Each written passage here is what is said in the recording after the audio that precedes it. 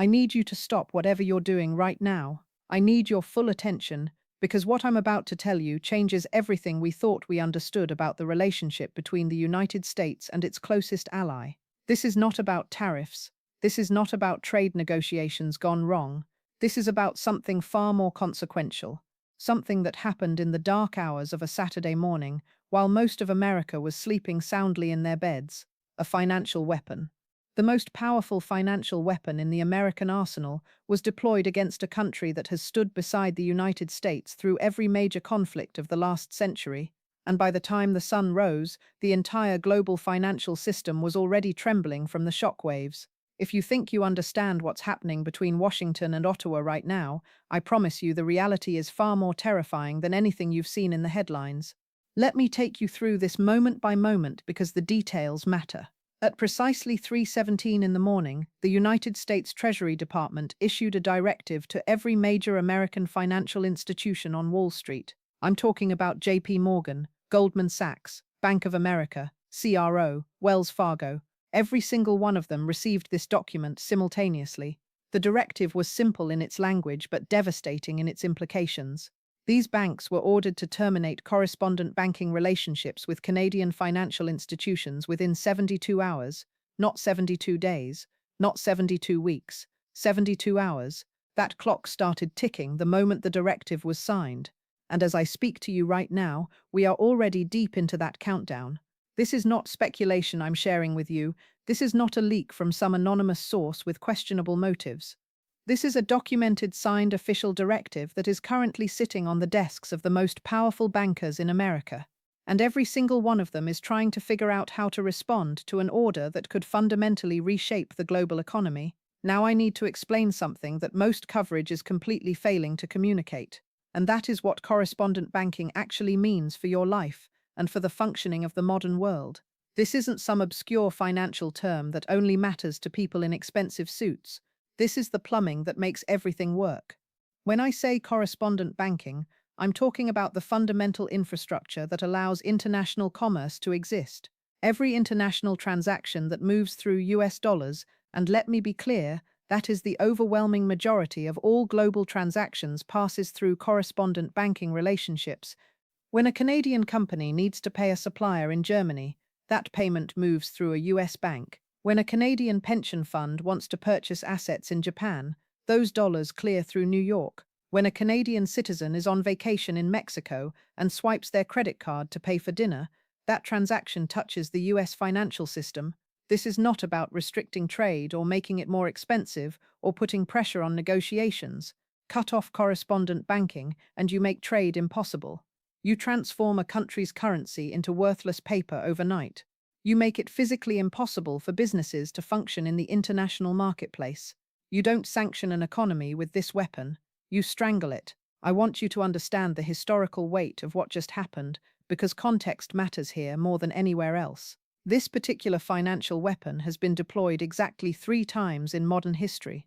The first was against Iran in 2012, a country whose government was pursuing nuclear weapons and supporting terrorist organizations across the Middle East. The second was against North Korea in 2017, one of the most brutal authoritarian regimes on the planet, a country that threatens its neighbors with nuclear annihilation on a regular basis.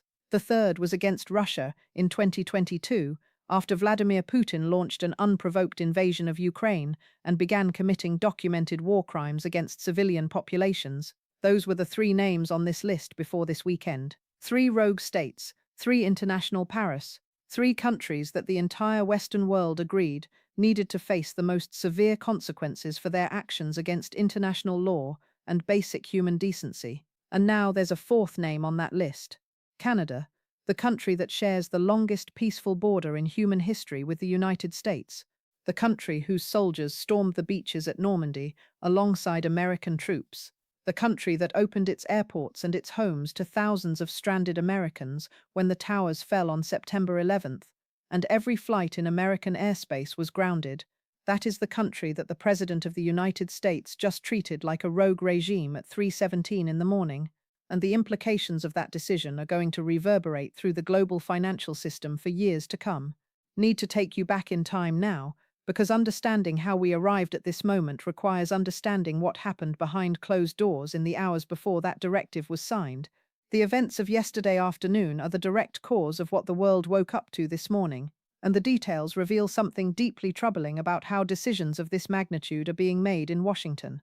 After the Sovereignty Coalition announcements came out of Ottawa, after the Bank of England made the extraordinary decision to open its vault to Canadian assets, after the defense procurement pivot that sent shockwaves through Pentagon corridors, the White House went into a mode that sources inside the building describe as controlled panic.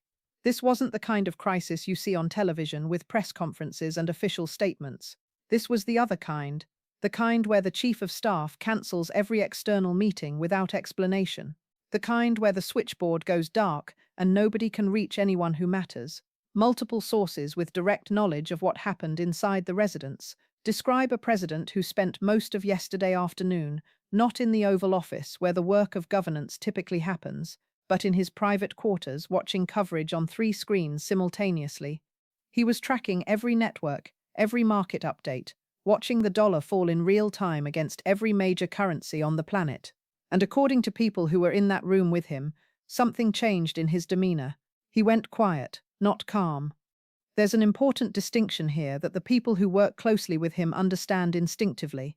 This wasn't the quiet of a leader thinking through options and weighing consequences. This was a different kind of quiet, the kind that staff members have learned to recognize as the precursor to decisions made from a place of wounded pride rather than strategic calculation. At approximately 2 o'clock in the afternoon Eastern Time, the National Security Advisor attempted what intelligence professionals would call a back-channel contact with Ottawa. This wasn't done through the ambassador, which would be the normal protocol. It wasn't done through the State Department, which would be the appropriate channel for communications of this sensitivity.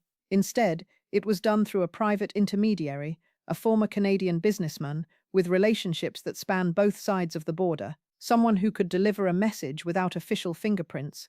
The message that was delivered to Ottawa was this, and I want you to hear every word of it carefully because it reveals everything about the mindset driving these decisions. The president was willing to discuss what was termed a de-escalation framework if and only if Canada would publicly acknowledge that the entire tariff dispute was nothing more than a misunderstanding. Let that sink in for a moment. The president was not offering to remove the tariffs that started this crisis. He was not offering to unfreeze the sovereign assets that had been seized from an allied nation. He was asking Canada to publicly humiliate itself in front of the entire world. He was asking the Canadian government to stand at a podium in front of cameras and characterize the freezing of sovereign assets, the invocation of emergency war powers against a G7 partner, the economic strangulation of a democratic ally as nothing more than a little mix-up between friends and oops, a misunderstanding that simply got out of hand. That was the offer. That was what de-escalation looked like from the White House perspective yesterday afternoon. The response from Ottawa came back in 11 minutes. 11 minutes. I want you to understand what that means in the context of international diplomacy, because timing is itself a form of communication between governments. Normally, a communication of this magnitude carrying these implications would go through multiple layers of review. It would be discussed with advisors. The precise language would be debated and refined. The response might take hours or even days as the receiving government weighs its options and considers the ramifications of every word. 11 minutes is not a response time. 11 minutes is a statement. 11 minutes is a message delivered without words about exactly how seriously Canada took the offer being presented. The response itself was a single sentence. And that sentence is now going to live in the history books of both nations. It read simply, "Canada does not negotiate under coercion. We will see the president at the appropriate international forum." That was it. No room for interpretation. No diplomatic ambiguity that could be spun by either side.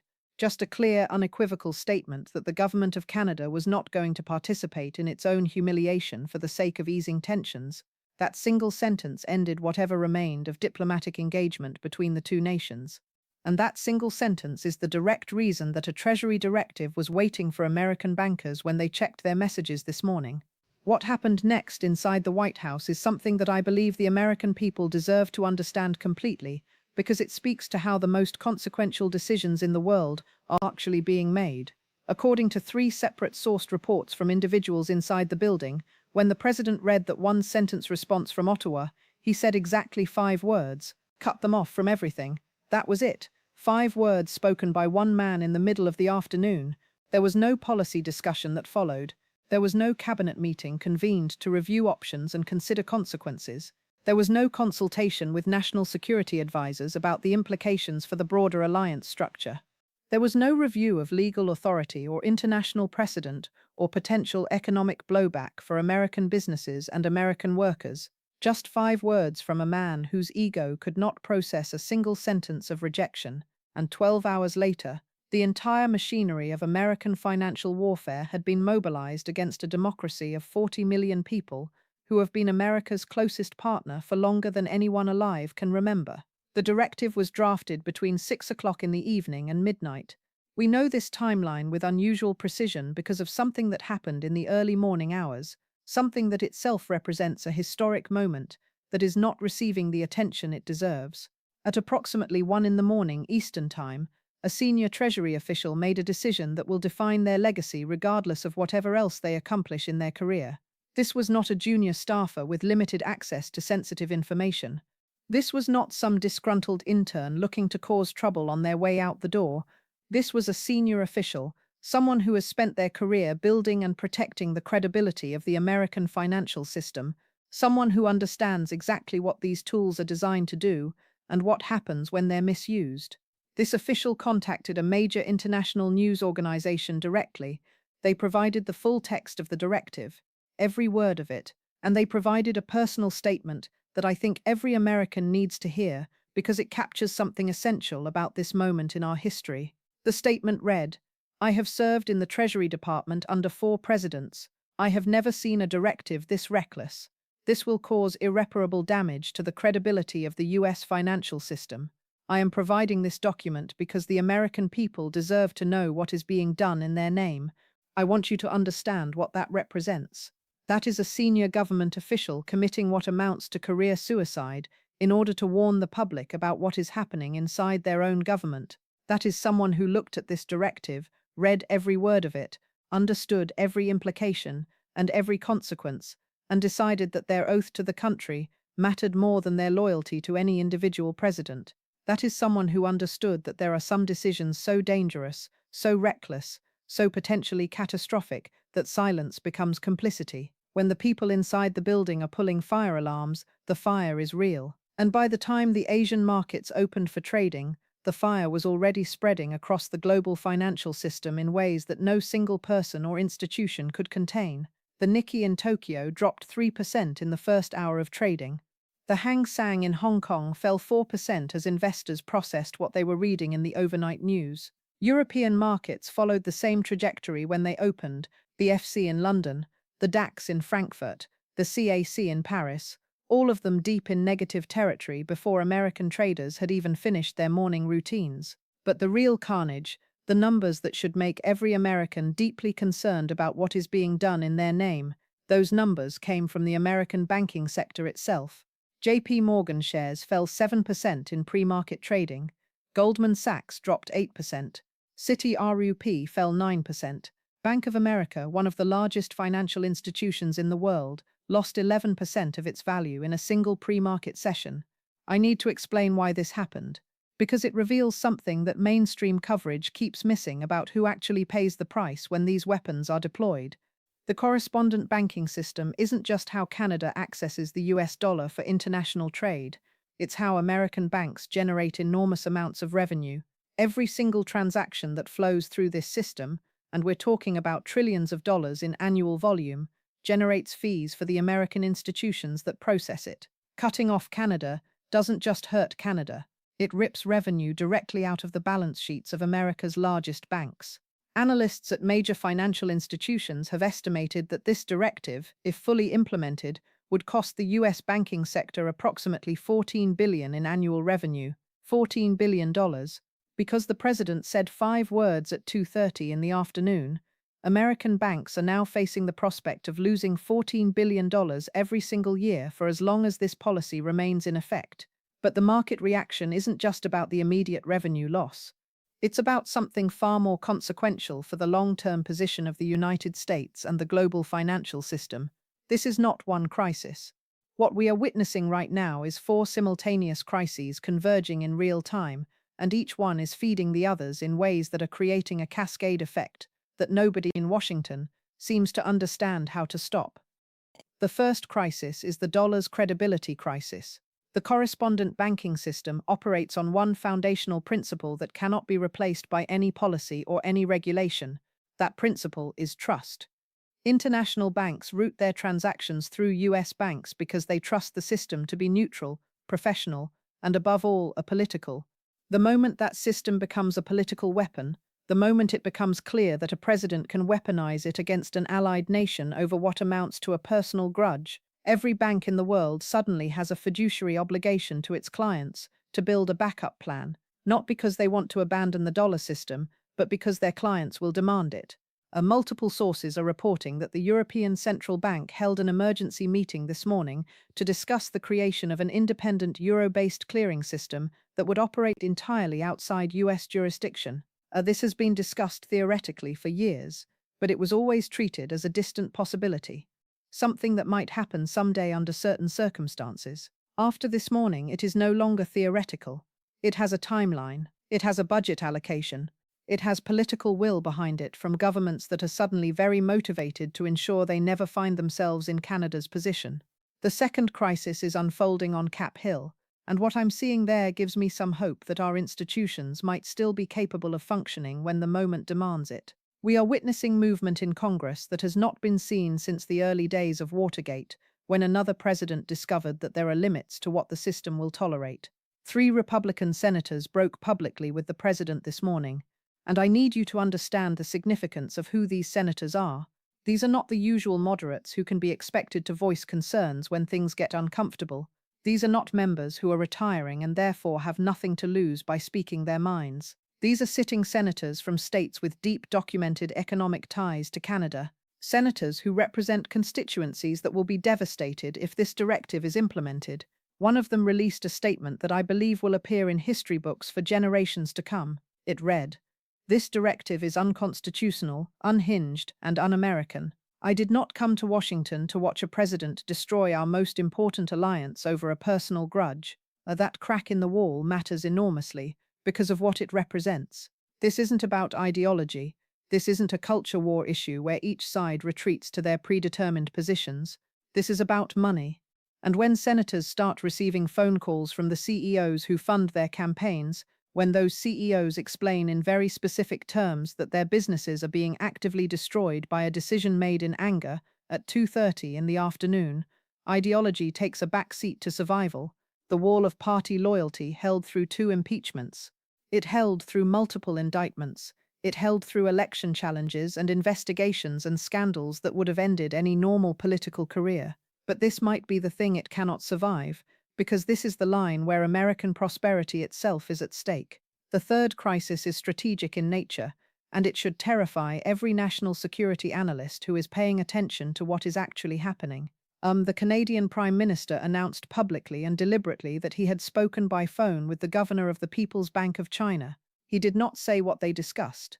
He didn't need to say what they discussed, because the mere fact of that phone call sends a message so loud it requires no translation whatsoever.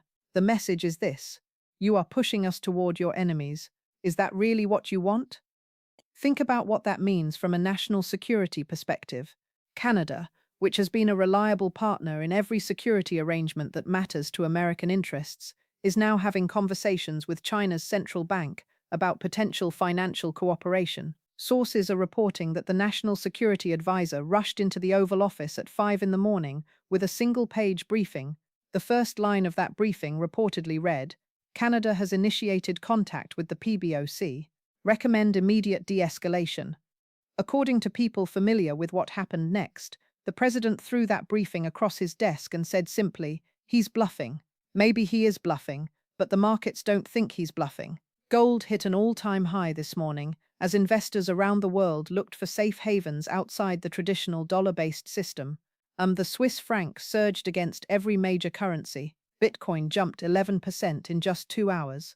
These are the assets that people buy when they believe the global financial system is coming apart at the seams. And right now, A lot of very sophisticated people with very real money are betting that it is. The fourth crisis is the one that makes everything else irrelevant if it isn't resolved. That is the 72-hour clock that is now ticking down with every passing minute. 66 hours remain as I speak to you now.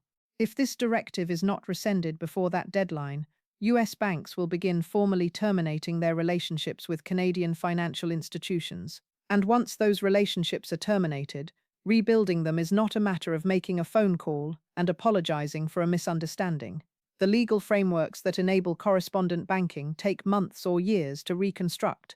The legal frameworks that enable correspondent banking take months or years to reconstruct. Compliance structures that have been built over decades cannot be reassembled overnight. And the trust, the fundamental trust that makes the entire system function, you cannot rebuild that with a press conference or a diplomatic communique. Once this happens, 3 decades of financial integration between the world's 2 largest trading partners will be unwound in 3 days. Let me tell you what happened in Ottawa while the financial world was still processing the directive. Because what the Canadian Prime Minister did in 6 hours may be the most consequential sequence of decisions any leader of that country has ever made.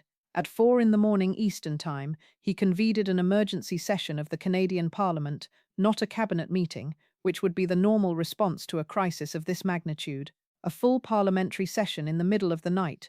Members of Parliament were pulled from their beds. Some of them arrived in jeans and sweatshirts because there was no time to dress formally.